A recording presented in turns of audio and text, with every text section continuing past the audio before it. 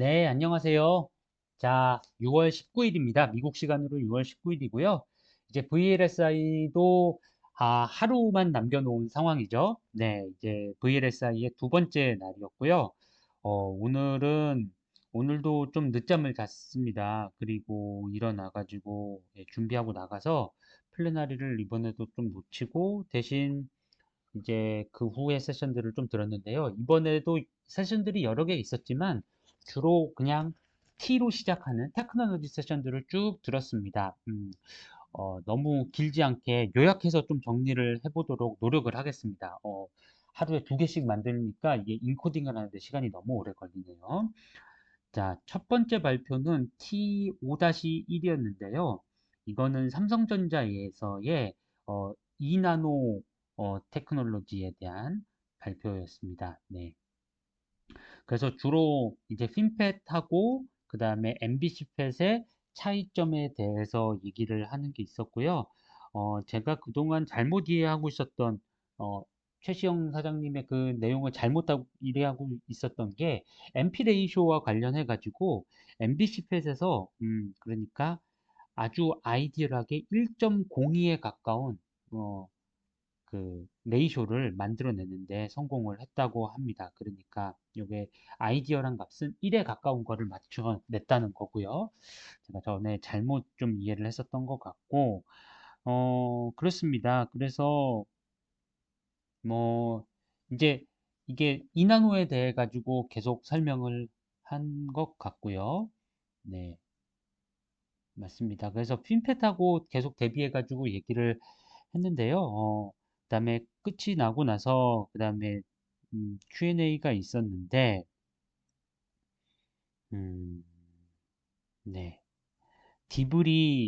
디브리 엠모스펫, 피모스펫 입장에서 어떤 게 더 그러니까 어, 디브리 나노시스의 위스가 줄면 개선된다는 그런 현상이 있었는데 뭐 이거는 사실은 당연한 거겠죠. 나노실 위스가 줄어들면 게이트 컨트롤러빌리티가 좋아지니까요. 그런데 엠모스펫이 더 이득을 보느냐, 피모스펫이 더 이득을 보느냐라고 했는데 뭐 비슷한 정도다라고 하고 네.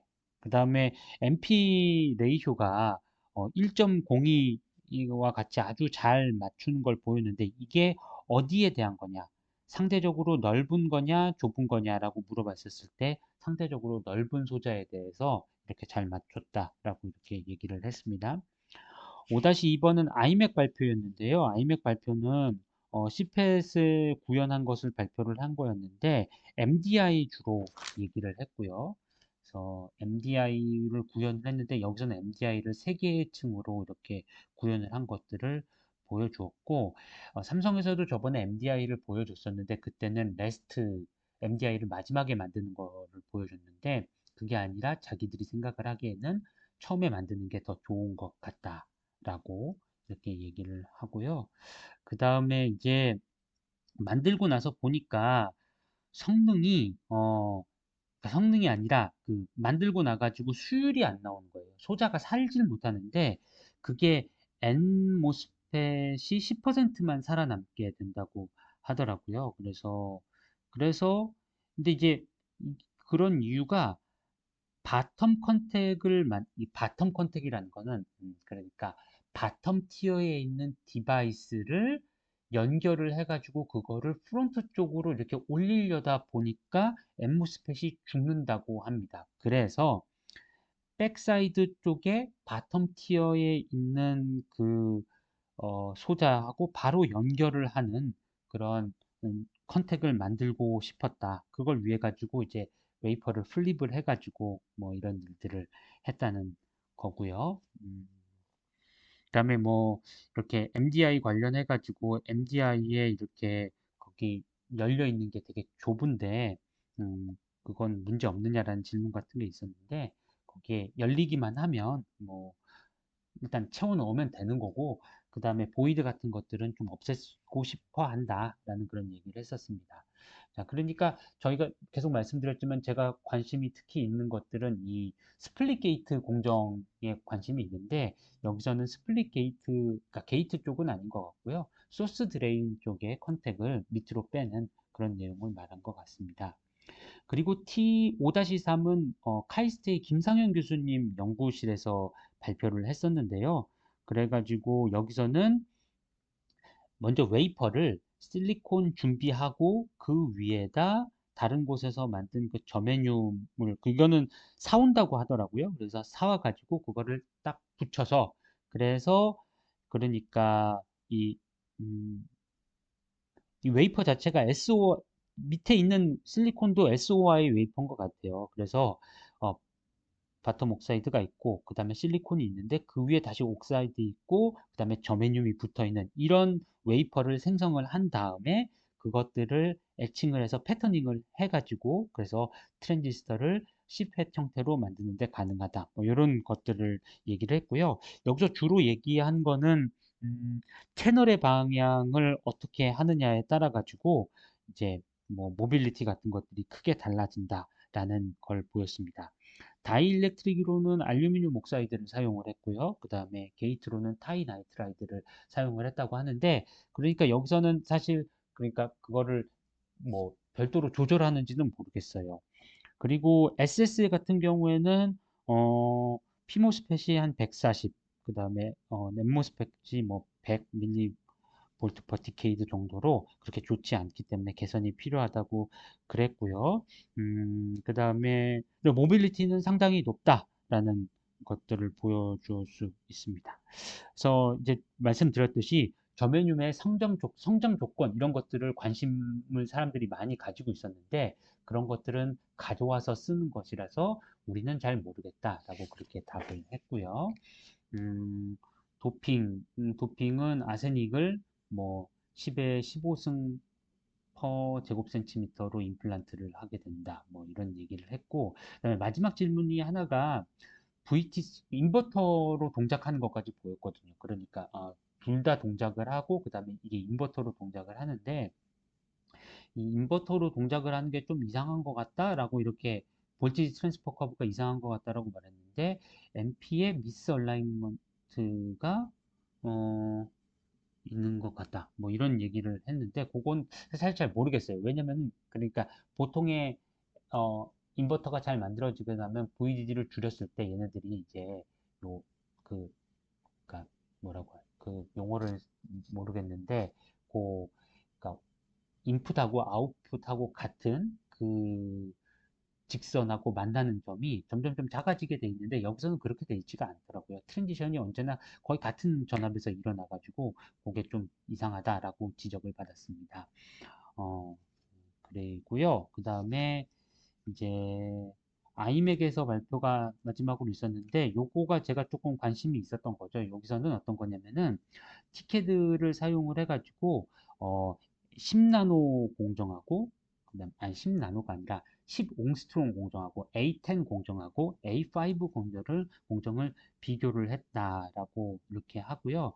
그거를 어떻게 했냐면은 그러니까 주로 이제 열 측면에서 비교를 했는데 열 측면에서 비교를 하고 나니까 여기서의 결론이 무엇이었냐면 어, 그 VDD를 0.7V로 고정을 한 상태에서 이렇게 동작을 시키면 그러면 A5가 뭐 더 좋은데 이거를 이제 그러니까 A5가 더 이득을 보려면 그러면은 이제 그 VDD 스케일링을 안 하면서 해야 되는데 그런데 나중에 시스템 레벨 SOC 케이스까지 가게 되면은 거기서 그렇게 얻어지는 게인이 많지는 않다라는 그런 내용이었습니다. 근데 보면 볼수록 잘 제가 이해를 좀 못하는 것 같아요, 여기가.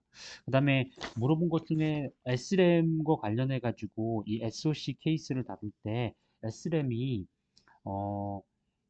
그러니까 CPET의 SRAM 같은 경우에는 아직까지 옵션이 여러 가지가 있는 것 같은데 어떻게 다루었냐라는 것에 대해서도 어, 거기서도 이렇게 딱 어떤 옵션을 썼다 뭐 이렇게 얘기를 하지 않고 되게 하이 레벨의 매크로를 사용을 했다 이렇게만 얘기를 하더라고요. 그래서 음, 티켓가 어디까지 인볼브가 된 건지 그런 부분은 사실은 잘 모르겠습니다.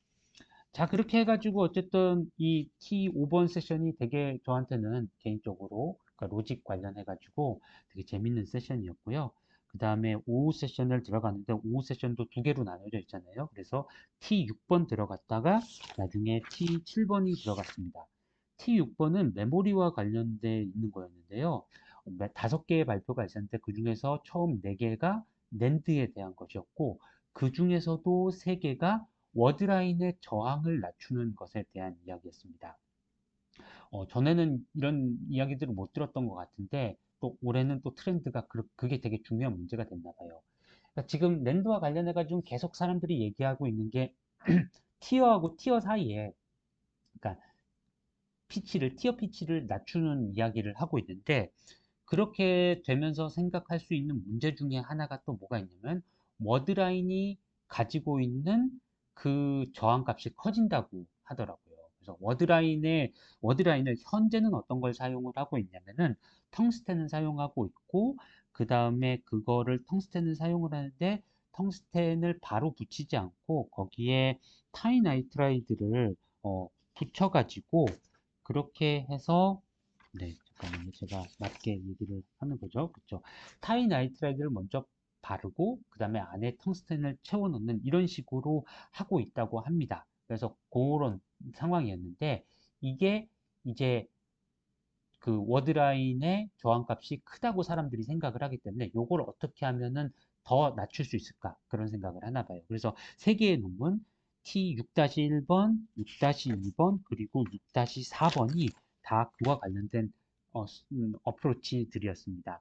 지금 여기에서 이제 사람들이 생각하고 있는 다른 옵션이 이 몰리브데늄인 것 같아요. 몰리브데늄을 사용을 하면 그러면 훨씬 더 좋다는 게 사람들이 이해하고 있는 바인 것 같습니다. 그래서 첫 번째 발표했었던 키옥시아의 발표에서는 몰리브데늄을 사용을 했고요. 거기서는 이제 주로 플로린이 그러니까 텅스텐을 만들기 위해 가지고는 그게 프리커서가 텅스텐에 플로린이 6개 WFS6가 들어가게 됐나 봐요. 그런데 이렇게 사용을 하게 되면 나중에 플로린이 남고 이 플로린이 많은 문제를 일으킨다고 합니다. 그래서 이 플로린을 없애기 위해 가지고 아예 몰리로 바꾸자라고 하는 거고요. 그래서 몰리를 바꾸고 나면 여러 가지로 좋은 점이 많은 게 이것 자체가 또 비저항을 낮출 수가 있나 봐요. 그래서 근데 여기서는 어떻게 했냐면 텅스텐 대비해서 몰리로 바꿨더니 리키지에 의한 페일리어 레이스 100분의 1로 줄었다. 그리고 네, 그래서 이걸 몰리로 바꾼 덕분에 우리가 스케일링도 할 수가 있게 됐고 그래서 정리하면은 플로린이 없는 몰리브데늄으로 만든 워드라인을 사용을 해가지고 비저항의 향상을 이용을 해서 그거 가지고 더 많은 그 것들을 그러니까 메모리 엘리먼트들을 더 넣을 수가 있는데 그 얻어지는 것들이 한 10 몇 퍼센트 정도를 더 만들 수 있다. 이렇게 얘기를 했습니다. 네.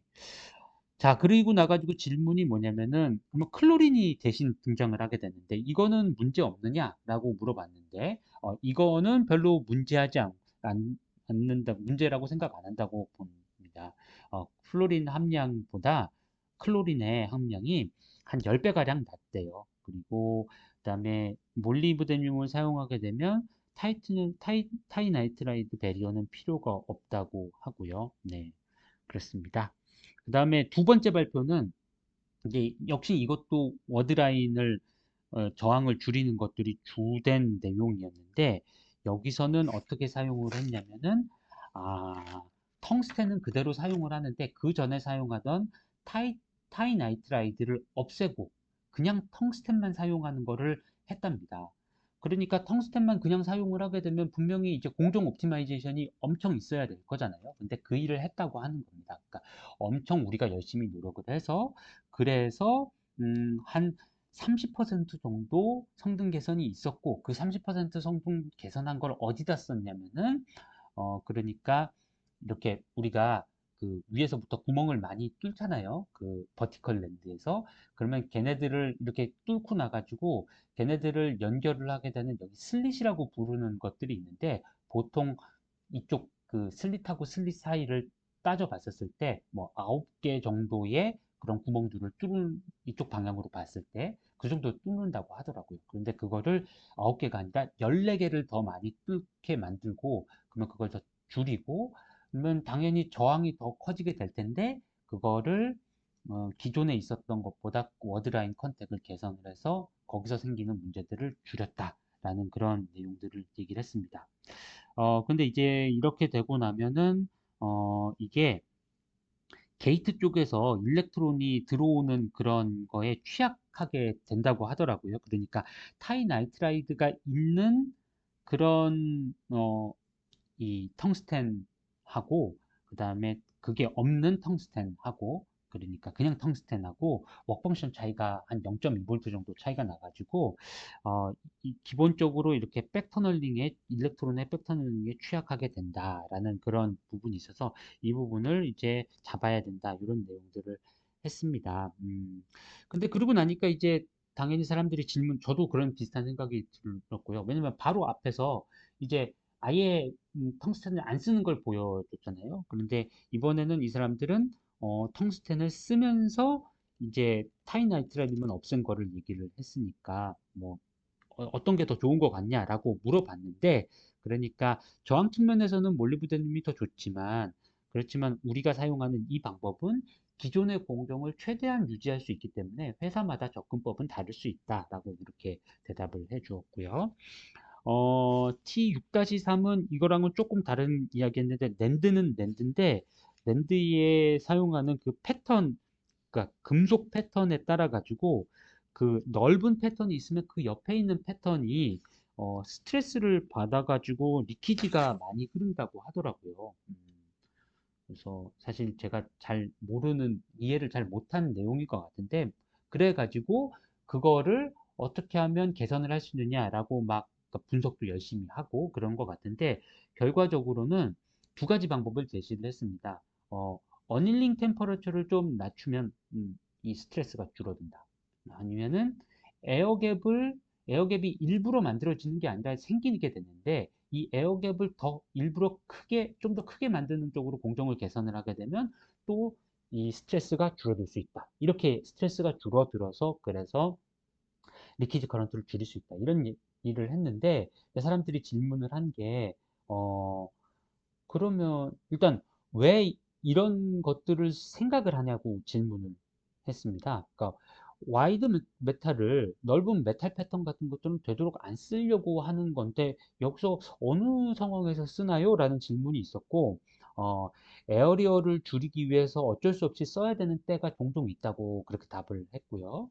그 다음에 이제 이 에어갭과 관련 또 다른 질문 중에 하나는 이 온도를 바꾸게 되면 이게 디바이스 성능에 영향을 많이 미칠 것 같은데 그건 이제 그건 맞는 이야기고요.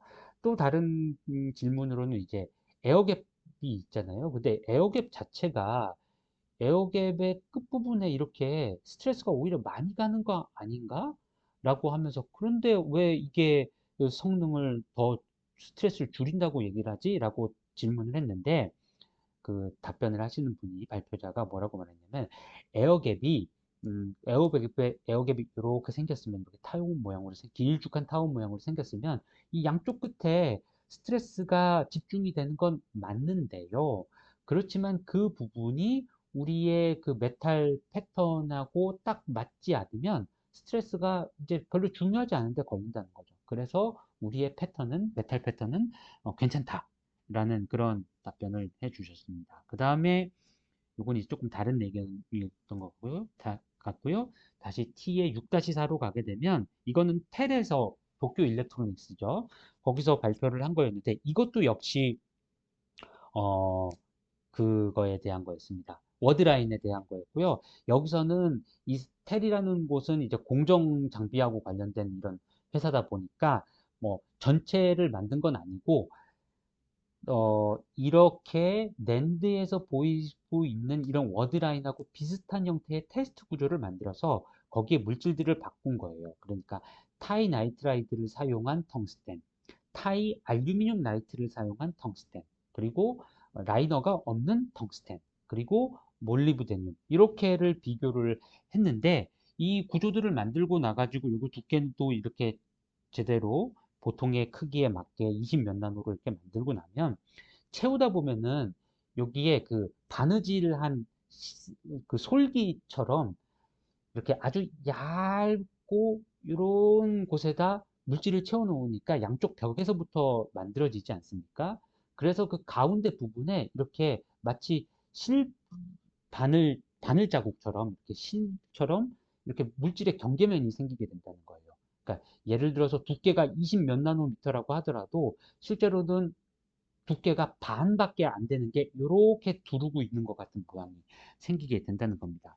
이것 때문에 어, 저항이 되게 안 좋아진다고 하더라고요. 그래서 여기서는 뭘 했냐면 텅스텐보다 몰리브데늄이 좋은데 그런데 몰리브데늄을 이렇게 그 심이 있게 만들면 그러면 생각했던 것처럼 그렇게 좋지 않다. 그래서 그거를 공정을 잘 바꿔가지고 그러니까 어닐링을 잘 바꿔가지고 심이 없도록 만들고 나면 그러면 훨씬 더 개선이 많이 되고 그 결과 이제 처음과 끝으로 해가지고 원래 지금의 컨트롤로 생각했었던 타이나이트라이드를 사용한 텅스텐 대비해 가지고 몰리브데늄을 심까지 없애게 만들고 나면은 저항값이 워드라인의 저항값이 57%가 감소할 수 있다라고 이렇게 얘기를 했습니다. 그래서 그 포스트 메탈 어닐링 온도를 알려줄 수 있느냐라는 말에 대해서는 그건 답해 줄 수가 없고 그 다음에 이런 온도가 디바이스에 영향을 줄 것 같은데 그거는 살펴봤느냐라고 했을 때 그런 것들은 우리가 살펴보지 못했다라고 했고요. 그 다음에 또 이 어닐링 가스도 온도만이 아니라 어닐링 가스도 중요할 것 같은데 라고 이렇게 얘기를 했는데 우리가 테스트한 구조 중에서는 온도, 시간, 그리고 어닐링 가스를 다 바꿔가면서 최적의 구조를 찾아냈다. 이런 얘기를 하더라고요. 그래서 요거에 대한 자세한 정보는 제공을 할 수 없는 건가 봐요. 예. 그래서 어쨌든 간에 이게 말을 한 걸 생각을 해보면 몰리브데늄을 사용을 하게 되면 워드라인의 저항을 현재에 비해서 크게 줄일 수 있다라는 그런 내용이 있었고요. 그 다음에 이제 T6-5는 요건 좀 다른 소재였습니다. 계속 네 개가 그 낸드를 얘기를 하다가 다섯 번째는 D램에 대한 건데요. D램과 관련해 가지고 이제 D램의 리텐션 특성은 결국은 어디가 결정을 한다고 알려져 있냐면 소스 드레인하고 채널하고 만나는 그쪽 부분에 전기장이 많이 걸리면 안 되게 돼 있거든요. 그 전기장을 낮춰야 되는데 그 전기장을 낮추기 위해서 사람들이 현재 사용하고 있는 그런 방식이 무엇이냐면 듀얼 워크 펑션 게이트를 사용을 하고 있다고 합니다. 그러니까 이렇게 그 디램 같은 경우에는 그냥 플랜한 형태가 아니라 이렇게 파여 있고 그 다음에 옆에는 다시 이렇게 말씀을 드리기가 되게 복잡한데 그러니까 그런 식으로 해가지고 잘 복잡한 형태의 게이트의 구조를 가지고 있는데 그 게이트를 채우고 나가지고 소스 드레인 쪽하고 만나는 부분에서는 그때는 거기에 그러니까 다른 메탈이 아니라 실제로는 폴리실리콘을 사용을 하고 있는데 M 플러스 폴리실리콘을 사용을 해가지고 그 위에 이제 이 부분은 일렉트릭 필드가 좀 덜 걸리도록 그렇게 만든다고 합니다. 좋은데 문제는 뭐냐면은 이 녀석이 이 M 플러스 폴리실리콘이 메탈보다는 당연히 컨덕티비티가 안 좋다 보니까 저항값이 늘어나게 되는데 그러니까 그 역시나 워드라인 저항값이 늘어나게 된다는 거예요. 그래서 이 삼성의 발표에서는 그 위에 있는 거를 M 플러스 폴리실리콘 대신에 음, M 플러스 폴리실리콘 대신에 다른 걸로 써보자라고 했고요. 그래서 다른 걸로 쓰는데 그러면은 이제 또 워크펑션을 조절을 해야 되잖아요. 그러면 이 워크펑션 조절을 하는 건 소스 드레인 쪽에 워크펑션 조절을 하는 거는 어떻게 하고 싶냐면은 어, 란타늄 옥사이드를 이렇게 싹 발라가지고 이 란타늄 옥사이드가 웍 펑션을 조절을 해서 그 부분에서의 걸리는 일렉트릭 필드를 줄여보자라는 이런 웍 펑션을 낮추는 게 목표라고 하네요. 그래서 그렇게 만들었다고 합니다. 그런데 그렇게 쭉 해가지고 만들어 보니까 음, 네. 근데 그렇게 만들어 본 결과 그래도 현재 이제 얘기되고 있는 M 플러스 폴리실리콘에 비해 가지고 새로 개선된 게 리프레시를 그만큼 개선은 못하는 것 같아요. 그러니까 그냥 하나를 쓰는 거에 비해 가지고는 물론 좋아지긴 하지만 폴리실리콘만큼은 개선이 안 되고 대신 저항을 상대적으로 낮출 수 있다라는 건데 이 트레이드 오프가 매력적인 트레이드 오프인지는 잘 모르겠습니다. 네. 그래서 음, 계속 좀 더 해야 된다. 뭐 그런 내용이었고요. 자, 그 다음에 이제 오후에 마지막 두 번째 세션이었고요. 여기도 재밌는 발표들이 많이 있었는데 저는 T7 릴라이어빌리티와 관련된 뭐 곳에 들어갔습니다. 사실 저는 이제 릴라이어빌리티에 그렇게 뭐 관심이 엄청 많고 그런 건 아닌데 어쩌다 보니까 제가 관심 있는 발표들이 거기에 다 묶여 있더라고요. 자, 그래서 첫 번째 발표는 삼성전자에서 일하는 명상훈 님의 발표였는데요. 이분은 이제 논문 같은 걸 통해 가지고 많이 봤죠. 왜냐면 제가 예전에 많이 했었던 그 연구 주제가 되게 중요하게 연구를 했었던 게 인공신경망을 가지고 이제 티켓 시뮬레이션을 가속화하는 이런 연구들을 많이 했지 않습니까? 근데 삼성전자에서 그쪽으로 맡아가지고 하시던 분이 이분이라서 그래서 IDM 이런 곳에서도 발표를 하시고 EDL에도 발표를 하시고 그래가지고 제가 눈여겨보던 그런 연구자죠. 근데 이제 이번에는 그걸 한 건 아니고 그건 그렇게 해서 빨라졌다라고 생각을 한 다음에 그 다음에 이번에는 그 컴팩 모델 쪽을 또 이렇게 음, 컴팩 모델 쪽도 뉴럴 네트워크를 사용을 해보자라고 한 거죠. 이 컴팩 모델로 잠깐만요. 컴팩 모델을 뉴럴 네트워크로 가속화를 시키자, 빠르게 뭐 해보자 하는 것들은 사실 많은 그룹에서 연구를 하고 있습니다. 여기서는 그러니까 제가 옛날에 그 10년도 넘게 전에 일했었던 그 SSI에서 개발한 그런 모델을 기반으로 했는데 꼭 거기만이 아니더라도 예를 들어서 비심 그룹에서도 비심을 코어로 사용을 하면서 인공신경망을 가지고 뭐 이렇게 하는 이런 연구들도 있고요. 아니면은 또 한국에서 또 알셈이라고 있죠. 거기서도 또 그 아예 회사 자체가 그런 걸 하기 위해 가지고 창업이 된 회사도 있고요. 자, 그래서 그런 많은 연구들이 있는데 그런 것들을 이제 우리도 여기서는 그 SSL에서 사용했었던 그거는 드레인 전류만 맞추는 거였는데 모든 터미널의 전류를 다 맞추고 티켓 데이터를 가지고 네, 네, 그렇게 맞추고 그 다음에 또 티켓에서 베리에이션 같은 공정 파라미터의 베리에이션에 따라 가지고 어떻게 바뀌는지 같은 것들도 다 학습을 해 가지고 이렇게 컴팩 모델을 만들고 나면 그러면 몬테카를로 공정의 변이에 따른 몬테카를로 시뮬레이션 같은 것도 할 수 있고 그런데 좀 비효율적인 부분들은 프루닝을 통해 가지고 정확성을 유지를 하면서 뭐 더 속도를 빠르게 할 수 있다. 이런 내용들을 얘기를 했습니다. 그래서 제가 질문을 좀 했는데 베릴로그 A는 이제 느리는데 그거 말고 그거를 이제 미리 컴파일을 해가지고 이렇게 구현을 하면 더 빨라지지 않나요? 라고 얘기했는데 이런 걸 하려면은 다른 회사에 그러니까 아마도 이제 EDA 벤더의 도움이 필요하다고 하는 것 같습니다. 근데 이런 쪽으로는 이제 하고 싶다고 그렇게 얘기를 했고요.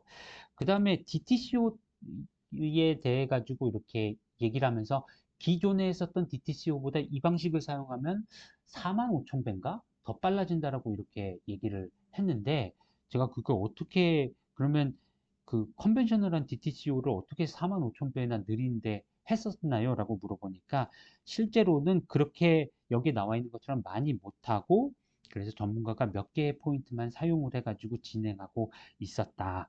지금 보인 시간은 동일한 어, 데이터 수를 썼다는 가정하에서 얻어진 시간이다. 이렇게 답을 했고요. 네, 그렇습니다. 그래서 음, 그리고 나서 또 끝나고 나가지고도 얘기를 해봤는데 이쪽에서는 되게 그러니까 되게 진심인 것 같은 그런 느낌이었어요. 이쪽으로 계속 해가지고 이제 어, 더, 더 많이 티켓 시뮬레이션 같은 것들을 안 해가면서 인공지능망으로 어떻게 요 동일한 작업들을 해낼 수 있을 것이라고 생각하고 쭉 하시는 것 같았습니다. 저는 조금 이제 생각이 그 사이에 많이 바뀌어가지고 이제 다른 어프로치를 취하고 있지만, 네, 삼성전자에서는 특히나 삼성전자 같은 경우에는 실제로 풀 수 있는 문제들도 많이 있는 거고 현업에서 필요한 중요한 문제들이 많이 있기 때문에 계속해서 해볼 만한 그런 방향이라고 생각이 되고요. 저희 같은 경우에는 대학 연구실이기 때문에 알맞은 예를 찾기가 좀 쉽지 않아 가지고 방향을 좀 바꾼 측면이 있는데요. 네, 삼성전자 같은 곳에서는 충분히 해볼 수 있는 일인 것 같고 또 한 가지는 이제 피지컬 인폼드 뉴럴 네트워크라고 해서 이제 아예 방정식 자체를 학습을 하는 그런 어프로치가 있지 않습니까? 근데 그런 것들에 대해서도 상당히 관심을 많이 가지고 있는 것 같더라고요. 자, 그리고 이제 7-2번은 삼성전자에서 이제 MBC 팻의 핫캐리어 디그레데이션과 관련된 내용들을 이렇게 얘기를 한 것이었는데 요거는 제가 잘 모르는 것이니까 네, 이렇게 넘어가도록 하고요.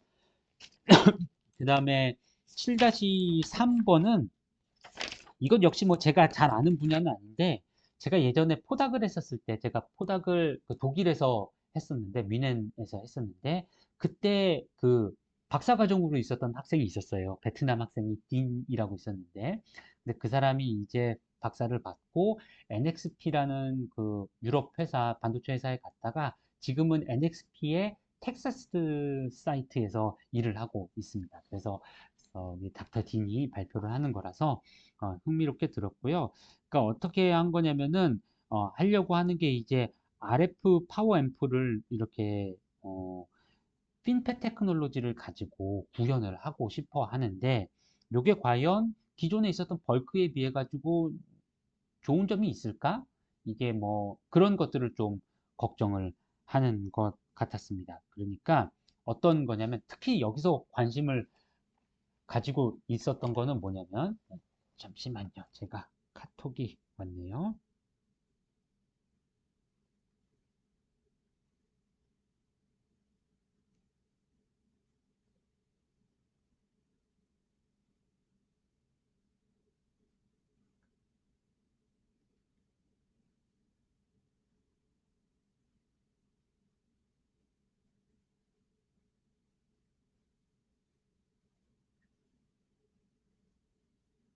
자, 이제 곧 뱅킷이 시작이라서 빨리 마무리를 해야 될 것 같습니다.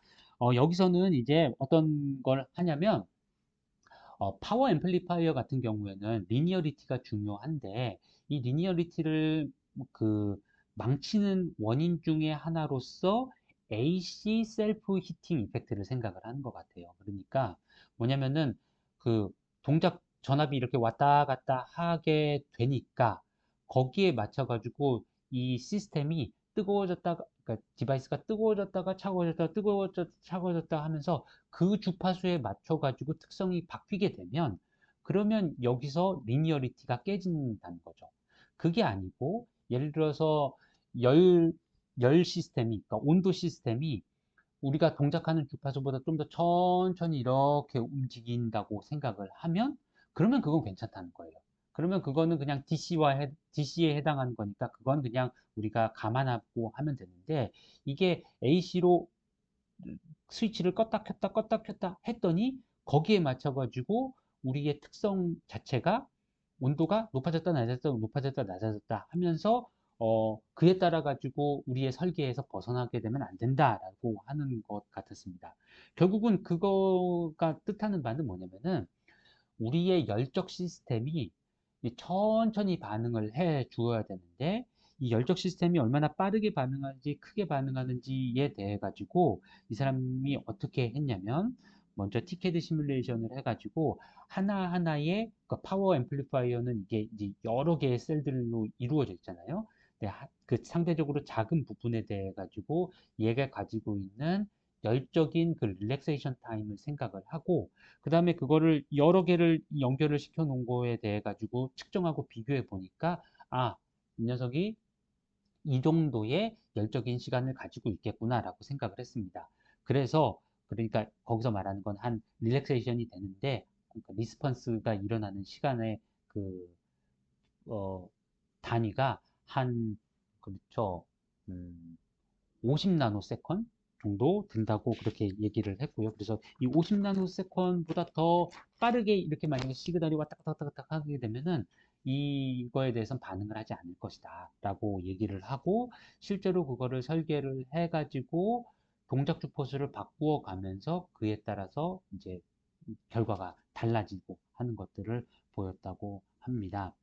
그 다음에 7-4번 발표는요, ST 마이크론을 발표했는데, 이거는 Fully Depleted SOI 테크놀로지를 사용을 하면서, 그런데 그게 이제, 그러니까 거기에 엠모스펫하고 피모스펫이 있는데, 이 엠모스펫하고 피모스펫의 그 백바이어스를 마음대로 그냥 그 만들어주고 싶은 거예요. 그런데 실제로 지금의 현재 있는 그 기존에 있었던 거는 얘네들이 뭐 예를 들어서 엠모스펫 같은 경우에는 밑에 뭐 NL이 있고 피모스펫 같은 경우에는 PL이 있다든지 혹은 거꾸로 엠모스펫 밑에 PL이 있고 피모스펫 밑에 NL이 있다든지 이런 식으로 돼 있어서 우리가 이거를 걸어줄 수 있는 전압의 백바이어스의 그 방향이 결정이 돼 있었다는 거예요. 그런데 그걸 어떻게 했냐면 이 사람들이 이 위에 있는 그 fully depleted SOI를 일부를 애칭을 해가지고 캡을 몹시 줄여서 정말 사용할 부분만 남기고 나머지는 애칭을 해가지고 그래서 백바이어스를 주는 그 녀석을 조금 더 이렇게 STI로 두 개를 분리를 할 수 있을 만큼 작게 만들 수가 있다 라고 하는 겁니다. 그래서 구체적인 내용은 조금 더 봐야 되겠는데 그래서 마음대로 이쪽에 엠모스펫에 뭘 인가를 했던지 간에 관계없이 피모스펫에 서로 다른 그 아무 백바이어스나 걸 수가 있게 되고 이걸 이용을 해가지고 하나의 링 오실레이터를 만들었는데 그거를 그냥 백바이어스만 조절을 하는 거에 따라 가지고 리키지를 줄이면서 느리게 동작을 시키거나 혹은 리키지를 좀 키우면서 이제 많이 빠르게 동작을 시키거나 하는 거를 튜닝을 할 수 있다라고 그렇게 얘기를 했습니다. 그리고 마지막 포스텍 발표는 IGGO의 PBTI 특성을 봤다는 건데요. 근데 제가 또 잘 몰라가지고 이거는 정리를 하는 게 의미가 없을 것 같습니다. 그래서 열심히 노력을 했지만 잘 이해를 못한 것 같고요. 자, 그래서 사실 얘기를 하려고 하면 더 많은 얘기를 할 수 있겠지만 지금 이제 뱅키스 가봐야 돼서 정리를 하도록 하겠습니다. 오늘 저는 테크놀로지 5번, 6번, 7번을 들었고요. 특히 5번 같은 경우에는 로직과 관련된 거라서 제가 특히나 많은 관심을 가지고 있는 거였고 그다음에 음, 뭐 쉽게 말해가지고 예를 들어서 아이맥에서 뭔가 이렇게 게이트, 스플릿 게이트와 관련된 거를 말하지 않는가 그런 것들을 좀 봤는데 그런 건 아닌 것 같고요. 그 다음에 또 아이맥에서 말했었던 그 서멀과 관련한 그런 시스템 레벨까지 만들어 가지고 결과를 보고 한 것들이 있었는데 그것도 사실 내용을 다 파악하지 못한 것 같고 그 다음에 SRAM이나 이런 부분들에 대한 처리가 완벽하게 이루어진 것 같지는 않았습니다. 그다음에 T6번은 메모리 관련된 거였는데 이 메모리와 관련된 거는 이 워드라인의 저항을 줄이는 것이 낸드에서 3D 낸드에서 VNAND의 워드라인 저항을 줄이는 게 아주 중요한 문제구나. 그리고 그거를 몰리라든지 아니면은 라이너를 없앤다든지 이런 방식으로 해서 사람들이 해결해 가려고 노력하고 있구나. 이런 것들을 알 수가 있었고요. 그 다음에 세션 7번에서는 역시나 제가 제일 관심이 갔던 것들은 삼성전자에서 인공신경망을 사용한 그 컴팩 모델 구현 이런 것들이 되게 관심이 많이 가더라고요. 그래서 확실히 이제 음, 인공신경망 같은 쪽으로 연구를 저도 했었는데 이게 지금 저희는 좀 더 얼터너티브한 방법을 그리고 저희는 뭐라고 말할까 또 컴팩 모델 쪽으로는 보다는 티캐드 쪽으로 하고 있다 보니까 저희가 생각을 하고 있는 건 티켓 가속화를 인공신경망을 사용하지 않고 달성하는 것. 이것이 저희가 연구실이 주로 하고 있는 일이거든요. 네, 그런데 뭐 어쨌든 간에 세상에 한 가지 방법만 있는 건 아닐 거고, 네. 그리고 뭐 지금 이미 있는 이 인공신경망 방법을 사용을 해가지고 잘 쓰고 있으면 좋은 것이죠. 네. 그렇습니다. 네. 이제 내일 하루만 더 하면 이제 VLSI가 끝이 나고요. 네. 내일 정리할 시간이 얼마나 있을지는 사실 잘 모르겠습니다. 내일은 좀 저녁 약속이 있기도 하고요. 그렇지만 어쨌든 간에 정리를 좀 해보도록 노력을 할 거고요. 그러니까 저녁 식사 마치고 와가지고요. 이렇게 해가지고 거의 일주일 가까운 이제 이게 끝나가네요. VL에서 정말 많은 재밌는 발표들을 많이 듣고 있고요. 이것이 앞으로 저희의 연구에 많은 도움이 되는 마음이 가득합니다. 네, 감사합니다.